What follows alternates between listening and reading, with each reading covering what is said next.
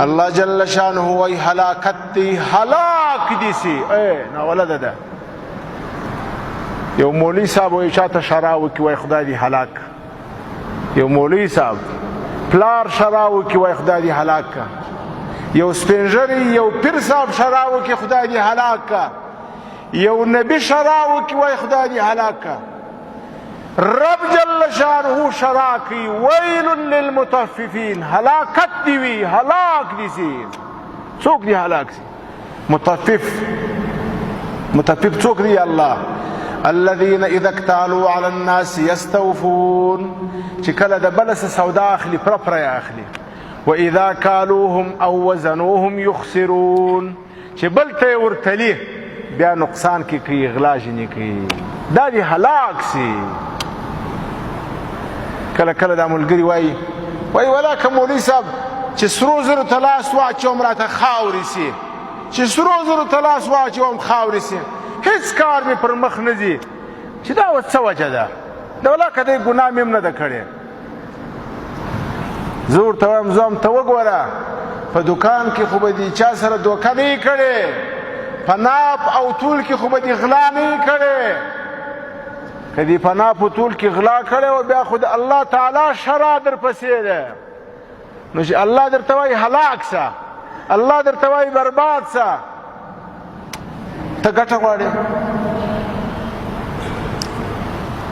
که یو څوک دا ووایي چې زه خو په تجارت کې دا دي دوکه هم خلکو ته ورکومه، دومره پیسې مې هم پیدا کړې، خبردار په دې باندې هم ځان پوه که.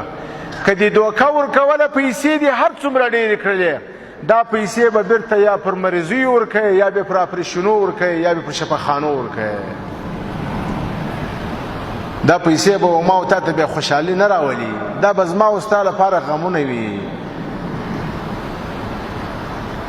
یا قوم انی اراکم بخیر وانی اخاف علیکم عذاب یوم محیط بقیة الله خیر لکم ان کنتم مؤمنین.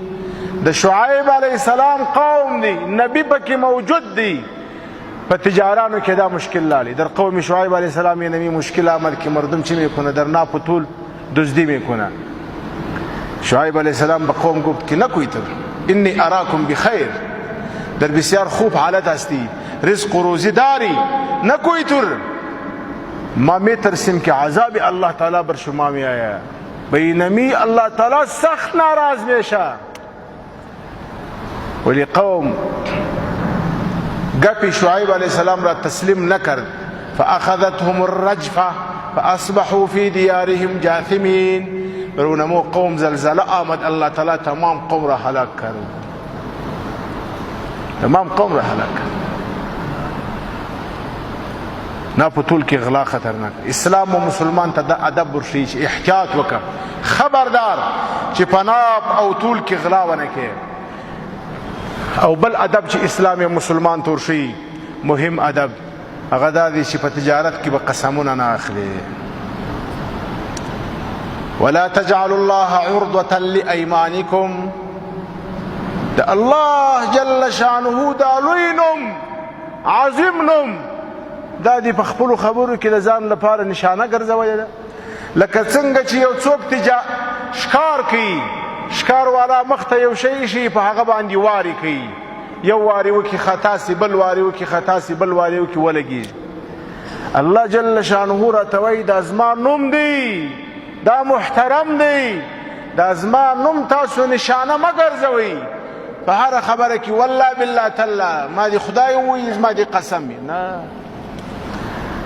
نبی اکرم صلی الله علیه وسلم فرمای الحلف منفقة للسلع ممحقة، منفقة للسلع ممحقة للبركة. نبی علیہ السلام فرمای که چا قسم واخستی هو په قسم باندې به دا کار وکړي چې سودا به خرڅه کې، خرڅه خو دې کړله خو برکت به بیا نه پکې وویني، برکت به الله جل شانه در سواخلي ټوله. ما اخله قسمونه، ما اخله قسمونه. قسم چې سړی په رښتیا واخلي، په درواغو نه، په رښتیا باندې قسم واخلي.